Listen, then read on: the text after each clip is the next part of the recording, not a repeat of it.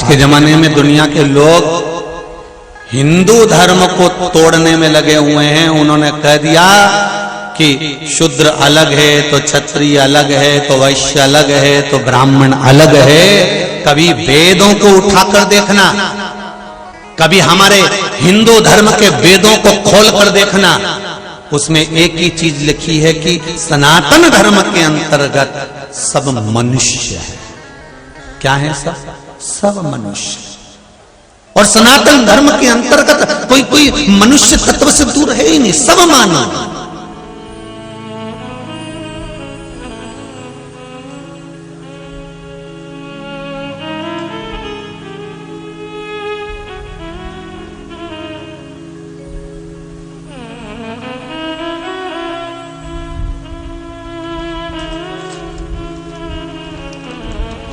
अंत समय भगवान ये नहीं देखता कि आप कौन हो, भगवान तो केवल इतना देखता है कि महाराज आपने भजन कितना किया है। और बहुत सावधानी से सुनना, ये कथा को बड़े स्मरण में सुनना। अंतिम समय में कितने ही तुम्हारे घर में तुम्हारे रिश्तेदार, कितने ही धनपति करोड़पति हो, पर अंतिम समय तो अंतिम समय होता है। अंतिम समय में कोई साथी नहीं होता।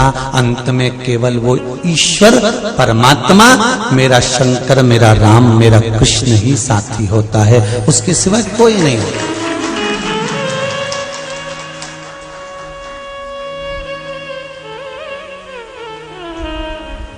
अभी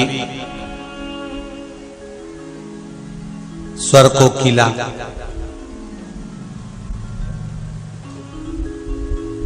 लता दीदी शांत हुई, माता सरस्वती के चरणों से निकली थी, माता सरस्वती में ही समाहित हो गई। लता दीदी मंगेशकर उसी में समाहित हुई। व्हाट्सएप पर, फेसबुक पर उनके अंतिम समय के फोटो चले, आप लोगों ने भी देखे होंगे। व्हील चेयर पर थी, कहीं धीरे धीरे चल रही थी, सारा कुटुंब साथ में था। बहनें भी साथ होंगी, भाई भी साथ होंगे, रिश्तेदार भी साथ होंगे, परिवार भी साथ होगा। पर ईमानदारी से बोलो, तकलीफ परिवार वाले झेल रहे होंगे कि खुद को झेलना पड़ेगा? अरे जम के तो बोलो, स्वयं को। इसलिए बार बार कथा में कहते हैं, मत बुरे कर्म कर बंदे वरना पछताएगा, भगवान की आंखों से तू बच नहीं पाएगा, तू बच नहीं पाएगा। मरने वाला व्यक्ति, जिसके प्राण छूट रहे होते हैं, दुख उसको झेलना पड़ता है, कष्ट उसको झेलना पड़ता है, तकलीफ उसको झेलना पड़ती है। कोई कितने भी तुम्हारे अच्छे रिश्तेदार हो, तुम्हारे लिए रात दिन खड़े हैं, तुम्हें घुमाने भी ले जाएंगे, फिराने भी ले जाएंगे, तुम्हें लड्डू भी खिलाएंगे, थूली भी खिलाएंगे, तुम्हें दूध भी पिलाएंगे, तुम्हें चाय भी पिलाएंगे, अपने हाथों से पिलाएंगे। पर मरने वाला जो जीव होता है, प्राण त्यागने वाला जो जीव होता है, कष्ट उसको भोगना पड़ता है। अंतिम समय में उससे तो पूछो कि उसकी गति क्या होती है। तुम तो कह रहे हो कि लो चाय पी लो, लो दूध पी लो, लो थूली खा लो, पर उसके शरीर में जब इंद्रियां सब शिथिल हो जाती हैं, सारा शरीर जब बेकार हो जाता है, डॉक्टरों ने भी देख लिया कि खूब अब नस देखो कितना कितना विचित्र शरीर है। जरा हॉस्पिटल में जाकर तो देखो, जो भगवान का द्वार नहीं ढूंढता, अंत में हॉस्पिटल में डॉक्टर उनके हाथ में नस ढूंढता।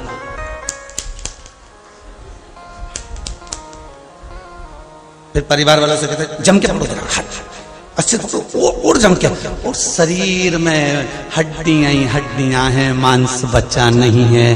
डॉक्टर कह रहा है देखो नस दिखी नहीं रही है, ई हाथ में देखो, ई में दिखेगी। फिर एक दिखी डॉक्टर साहब, बस उसी को देखना है, सुई उसी में लगा दी। अब पड़ा हुआ है, आंखों से आंसू बह रहा है, केवल उस ईश्वर को याद कर रहा है। मैंने तेरा द्वार नहीं ढूंढा, इसलिए डॉक्टर मेरे शरीर में नस ढूंढ रहा है। तेरा द्वार ढूंढ लेती तो तू ये पलंग पर मुझे पटकता नहीं, सड़ने नहीं देता, डायरेक्ट लेकर चले जाता। द्वार ढूंढना उस परमात्मा, और जिसने मेरे परमात्मा का द्वार ढूंढ लिया, जिसने मेरे शंभू मेरे शंकर का द्वार ढूंढ लिया, जिसने शिव भक्ति को ढूंढ लिया, फिर अंत समय में भोगना नहीं पड़ेगा, क्योंकि तुम्ही ने दर्द दिया है, तुम्ही दवा। अंतिम बिंदु उसी का है। सुख वो देगा, दुख वो देगा, कष्ट वो देगा, जो कुछ देना है ये उसके हाथ।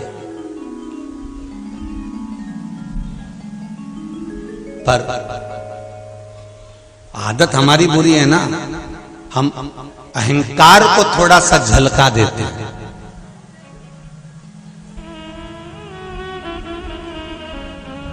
गिलास के अंदर चाय, कप के अंदर चाय, कल रुआवजा बट रहा था दूध का,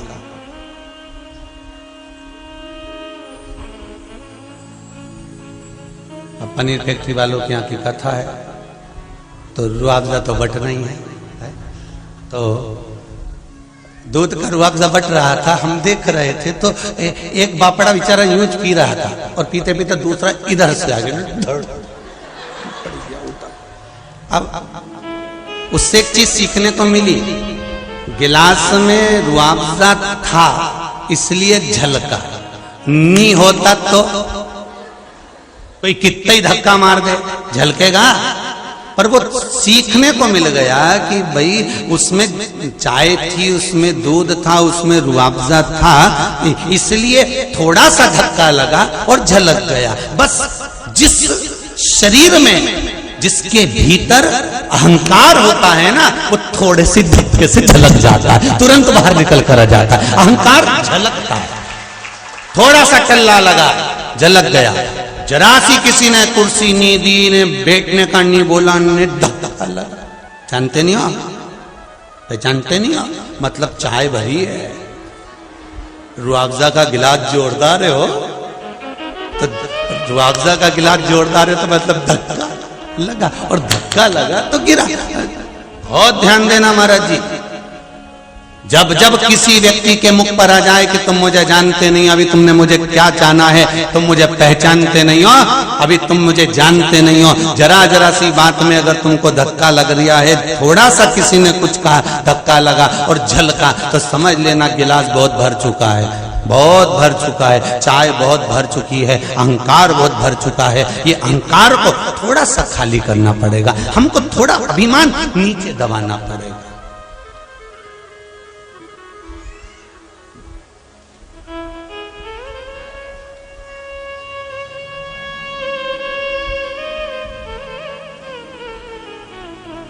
किसी ने बाहर से पत्र लिखकर भेजा है, अब हम बुलवाएं, हमारे कक्ष में रखा है, उसमें एक बहन ने और भाई ने, दोनों ने थोड़ा थोड़ा पत्र में लिखा है। देखो कल यहाँ लेके आए, सामने लिखा, तो उसमें लिखा है, गुरुजी आप जब तक भेरू और चंद्रघंटा नहीं बोलते तब तक हमको अच्छा नहीं लगता। हमने कहा गजा, तब तक हमको अच्छा नहीं लगता।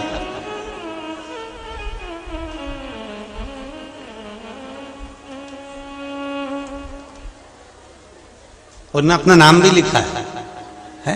पहले सबसे पहले लिखा आपका भेरू, आपकी चंद्रघंटा, और नीचे अपना देखो सर में पलंग पे रखा होगा पत्र, ढूंढो जरा, हम जो किताबन पढ़ते ना उसमें रखा होगा, देखो जरा अगर मिल जाए, उसमें लिखा मिल जाएगा है आपका भेरू, आपकी चंद्रघंटा, और नीचे उन दोनों का नाम भी लिखा है। औरंगाबाद से आया है शंभू, शिव कृपा ही ऐसी करुणा। शंभो शरणे पड़ी, मांगू घड़ी रे घड़ी, दुख काटो दया करी, न दर्शन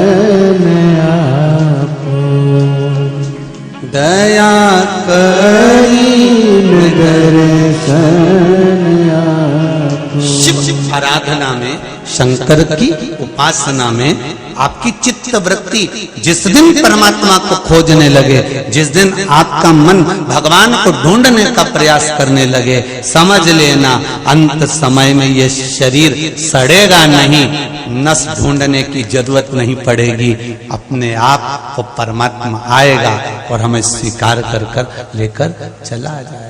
आए ना आए प्रभु कुटुंब कबीरा, अंत समय तुम्हें आना पड़ेगा। पर महाराज कब?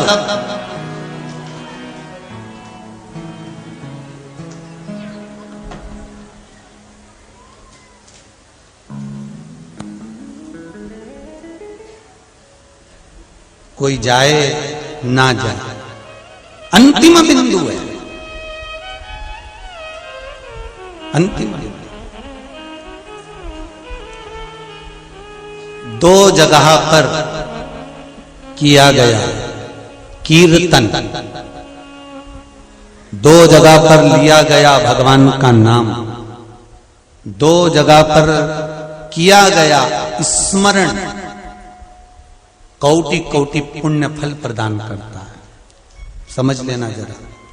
मंत्रमाला शिव महापुराण की कथा चल रही है। पहला राम घाट पर किया गया पुण्य, राम घाट पर किया गया भजन, दान, स्मरण, मंत्र जाप, नाम जाप, राम घाट पर जो किया जाता है उसका पुण्य कोटि गुना होता है।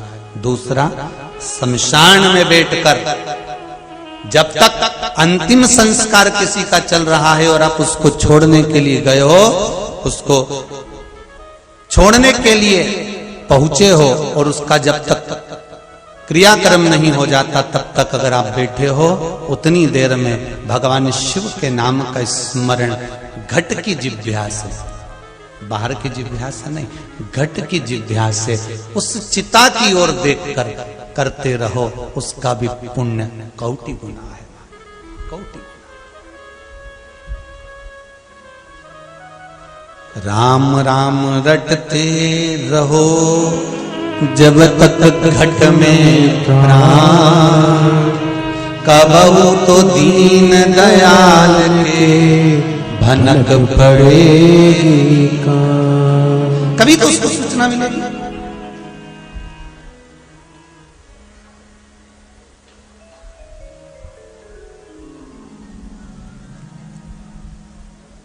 कभी तो वो आएगा आपकी चित्तवृत्ति में। बस आप जिस मंत्र को जप रहे हो, जिस माला को जप रहे हो, जिस माला के स्मरण में आप लगे हुए हो, जिस मंत्र को जपने में आप लगे हुए हो, जिस भगवान की भक्ति में आप लगे हुए हो, उसको ढूंढने का प्रयास करो, उसको पाने का प्रयास करो। कभी कभी शंकर जी के मंदिर में जाकर जरा दिल की बात में एक बात और कह दिया करो, बहुत दिन हो गए भोलेनाथ जी,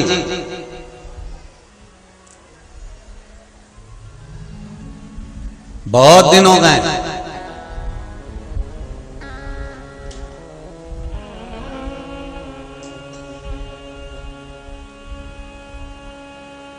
हमारे घर का रास्ता भूल गए हो क्या?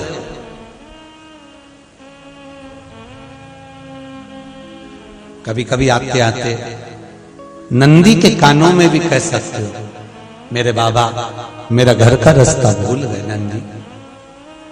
ओ वृषभ, ओ नंदी, तो मेरे बाबा से कहे कि बाबा मेरे घर पर आए, बड़ा दुख है मेरे जीवन में, बहुत बहुत तकलीफ, पर लाखों के दुखड़े जो तू हर गया डमरू वाले, मेरे दुखड़ों को देख कर क्यों डर गया डमरू वाले। आप उससे कहोगे, वो सुनेगा, और सुनेगा तो आएगा जरूर। एक पत्र में लिखा है,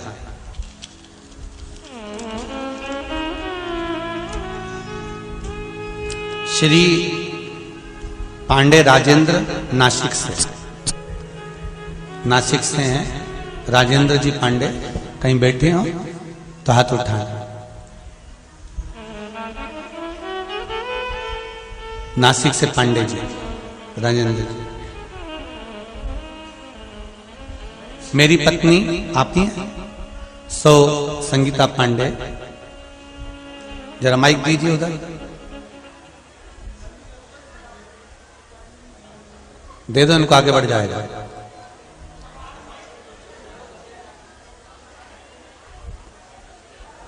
आपने पत्र में लिखा है, गुरुदेव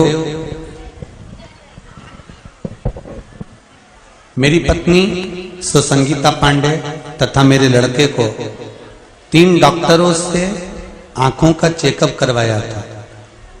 पत्नी को दोनों आंखों में मोतियाबिंद था तथा लड़के को आंखों में कांच बिंद था। श्री शिवाय नमस्तुभ्यं। माइक पास में लीजिए। श्री शिवाय नमस्तुभ्यं। हाँ गुरु जी। कहाँ से आए हैं आप? मैं नासिक से आई हूँ। नासिक से आए। क्या नाम है आपका? संगीता पांडे जी। और बेटे का नाम श्याम पांडे जी। हमारे दोनों को डॉक्टर ने आंखें की बीमारी बताई थी। माइक पास में लो, आवाज नहीं आ रही। हाँ। मुझे मोतिया बिंदु और लड़के को काज बिंदु बताया था जी। उसका ऑपरेशन, मेरा ऑपरेशन, दोनों के ही से हम परेशान थे, लेकिन आपके जो उपाय है शिव पुराण के वो किए। चेक करने गए तो डॉक्टर बोले कोई उनके बात का ऑपरेशन करने, आपको तो कोई भी बीमारी नहीं है। राधे राधे। नासिक में कहाँ रह रहे हैं आप लोग? पंचवटी में। पंचवटी में विराजित। श्री शिवाय। अब ठीक है दोनों? वो भी ठीक है, और मेरी बीपी की गोली 2004 से चालू थी, वो भी बंद हो गई। बीपी की गोली भी बंद हो गई? मैं श्री शिवाय नमस्तुभ्यं बोल के सवेरे पानी पी ली थी, वो बीपी चेक करने गई 80-120 आता है। जय हो। श्री शिवाय। श्री शिवाय नमस्तुभ्यं। बैठिए बैठिए बैठिए। श्री शिवाय के यूज करे और ना कहीं ऐसा वैसा करे, परंतु केवल श्री शिवाय नमस्तुभ्यं, केवल कंकर और शंकर और केवल शिव का नाम। क्या शिव महापुराण इतनी तत्ववान है?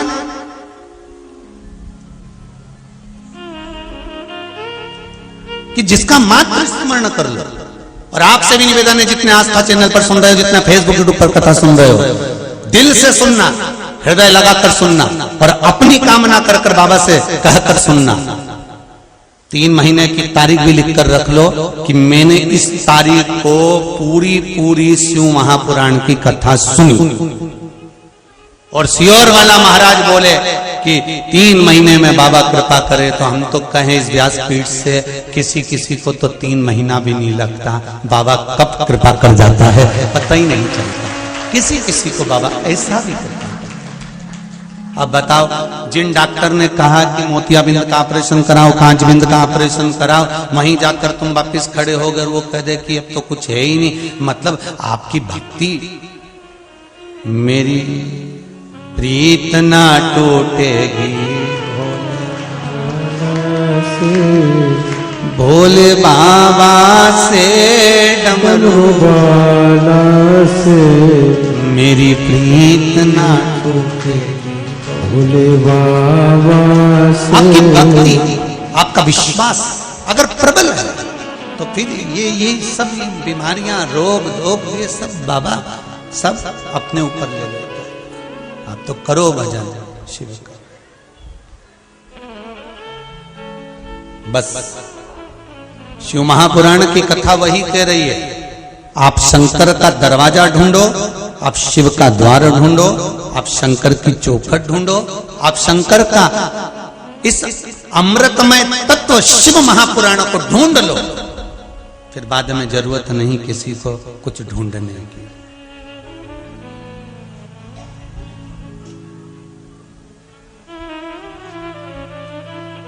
फिर कुछ नहीं ढूंढना। शिव महापुराण की कथा कहती है, अंतिम समय में, अंतिम क्षण में कोई आए चाहे ना आए, मेरा शिव जो हर पल तुम्हारे साथ में है, हर घड़ी हर पल तुम्हारे साथ में है, वो हर पल तुम्हारे साथ रहता है। कोई आए ना आए,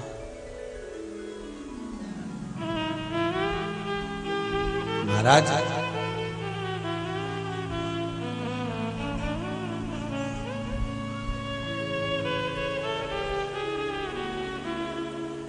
अंतिम समय में जब परिवार वाले भी आग लगाकर चले जाते हैं, तब तुम्हारे पास कोई नहीं रहता, तब एक ही रहता है, वो मेरा ओगढ़दानी, मेरा शिव, मेरा शंकर रहता है। इससे तो आगे भजन ही है साथी, भजन के बिना तू